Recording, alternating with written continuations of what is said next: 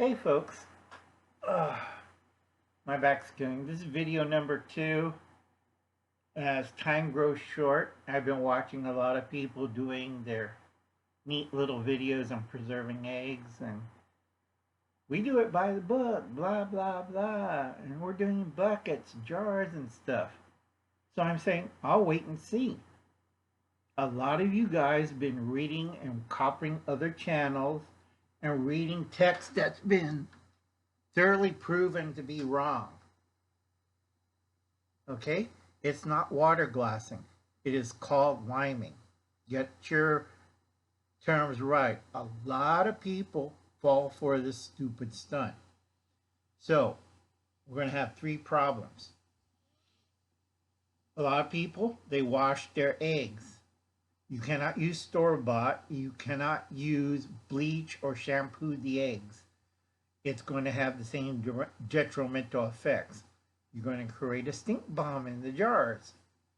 A lot of people are using quart mason jars because they believe the reason is we'll get microfracture, we stack the eggs too much. Yeah, if they're store-bought.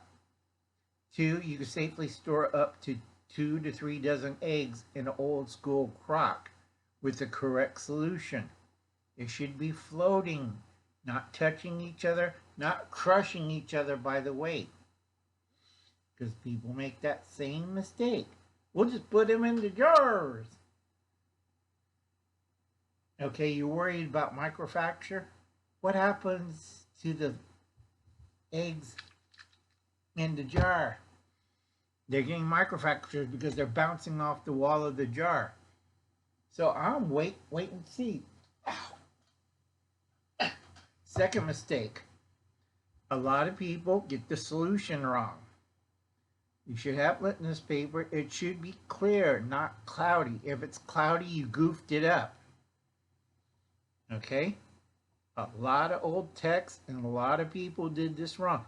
Uncle Al's been doing it for a long time, so I know the mistakes. Okay? Your egg has to be perfect. No poo, no cracks, no things. You candle it and you put it into the solution. 2, the solution's supposed to be clear. If it's cloudy, you goofed the step out. Did you cook the solution? A lot of people, well, we just add some cold water and shake it up. Okay, you're going to make a stink bomb. Okay, I've been watching a lot of prepper channels. When the temperature goes up and you got that cloudy mess with the lime on the bottom, 40 to 60% chance. 40% may be safe. 60% chance it might go boom! So if you got 6 or 7 of these jars stacked away, what's going to sound middle of the night when all of them go off? Okay? The correct solution is you boil it, put your lime powder into hot water until it totally dissolves. If you have remnants, skim off the top of it, dump the stuff on the bottom.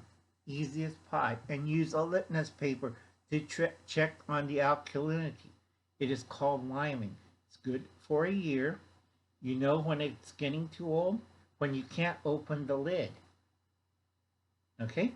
You can do it for short term, not a problem. Long term, you have to be very careful. Us old timers, old school people, put it in a heavy crock so you don't move it around. Jars you can move around and cause microfracture.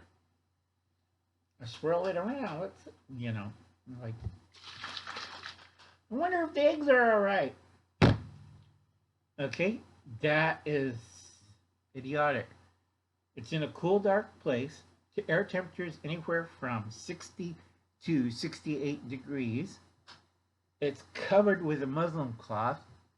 You go check every day on the level of water. If you have bad ones or ones that have micro cracks, they'll float to the top.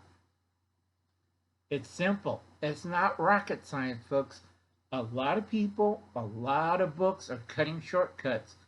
You're going to either have the world's biggest stink bomb, the jars will explode, the bucket tops will blow up. My method, Tried and true. It's in a crock.